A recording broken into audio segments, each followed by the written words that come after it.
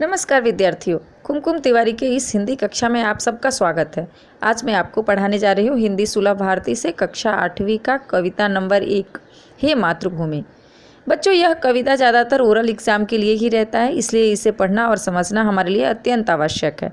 तो चलिए बच्चों, हम देखते हैं कि इस कविता के कवि कौन है और इस कविता द्वारा कवि हमें क्या संदेश देना चाहते हैं। इस कविता के कवि हैं राम प्रसाद बिस्मिल। बिस्मिल जी का जन्म 1897 शाहजहाँपुर उत्तर प्रदेश में हुआ था। उनकी मृत्यु 1927 गोरखपुर उत्तर प्रदेश में हुई। राम प्रसाद बिस्मिल भारत के महान स्वतंत्रता सेनानी ही नहीं बल्कि उच्च कोटि के कवि, अनुवादक, बहुभाषाविद एवं साहित्यकार भी थे। बहुभाषाविद यानी बहुत तरह की भाषाओं का जानकारी रखने वाले।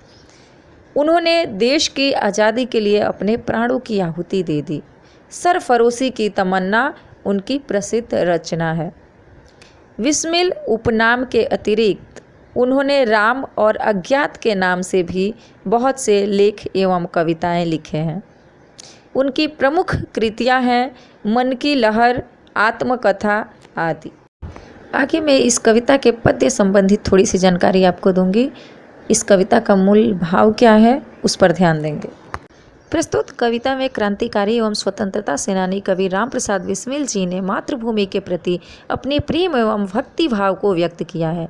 यहाँ उन्होंने मातृभूमि की सेवा करने और देश हित में निछावर हो जाने की लालसा व्यक्त की है। कविता शुरू करने से पहले कविता में आए कुछ नए शब्दों पर ध्यान देते हैं।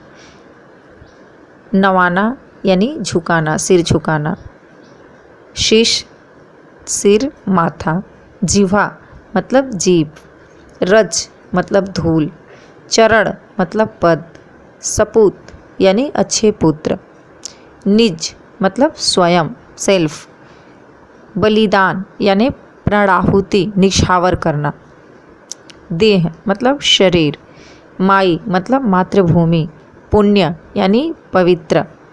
तजकर यानी त्याग कर। अब हम लोग कविता शुरू करेंगे।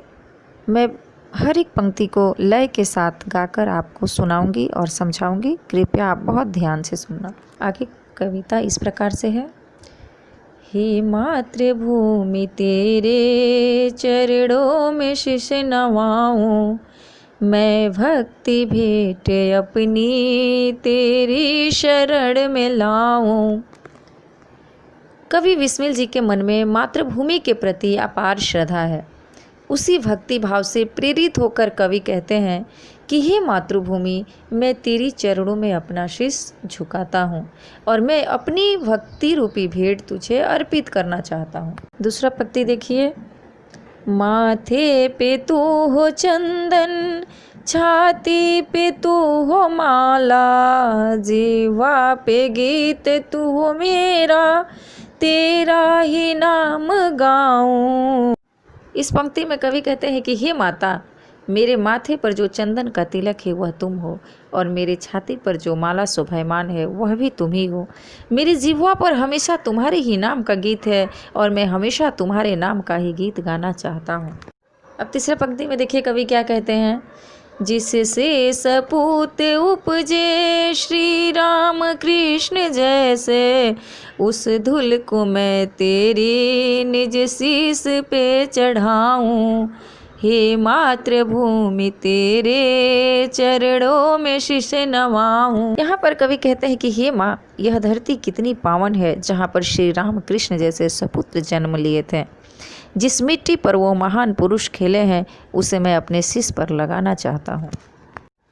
चौथे पंक्ति में कवि कह रहे हैं कि माई समुद्र जिसकी पद रज को नित्य धोकर, करता प्रणाम तुझको मैं वो चरण दबाऊं। हे मातृभूमि तेरी चरणों में शीश नवाऊं। हे माता, तुम्हारे चरणों की धूल को नित्य समुद्र धोता है, अर्थात समुद्र भी तो इस धरती पर ही बहता है। मैं उस चरण को अर्थात तुम्हारे चरणों को दबाना चाहता हूँ जिसे रोज समुद्र धोता है। नतमस्तक होकर उनकी वंदना करना चाहता हूँ। आगे पांचवें पंक्ति पर ध्यान दीजिए। कवि क्या कह रहे हैं।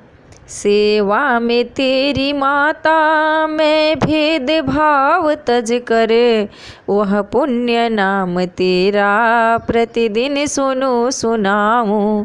हे मातृभूमि तेरे चरणों में शीश नवाऊं। इस पंक्ति में कवि बिस्मिल जी कहते हैं कि हे मातृभूमि, मैं सभी भेदभाव को त्याग कर निस्वार्थ भाव से आपका सेवा करना चाहता हूँ और आपका यह पुण्य नाम का जयगान सबको सुनाना चाहता हूँ और मैं खुद भी सुनना चाहता हूँ। छठा और अंतिम पंक्ति इस प्रकार से है, ध्यान दीजिए। तेरे ही काम आऊं, तेरा ही मंत्र गाऊं, मन और देह तुम पर बलिदान मैं जाऊं।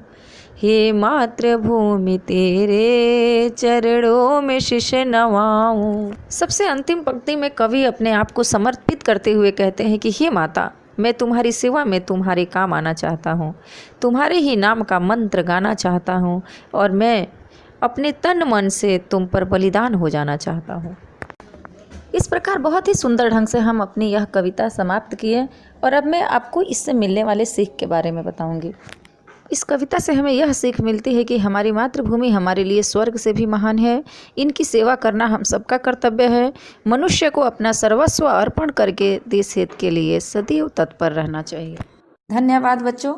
अगर इस कविता में किसी को कहीं कोई कठिनाई हो तो अपने कमेंट द्वारा मुझे अवश्य सूचित कीजिए। Thank you for watching this video. Wait for the next updates.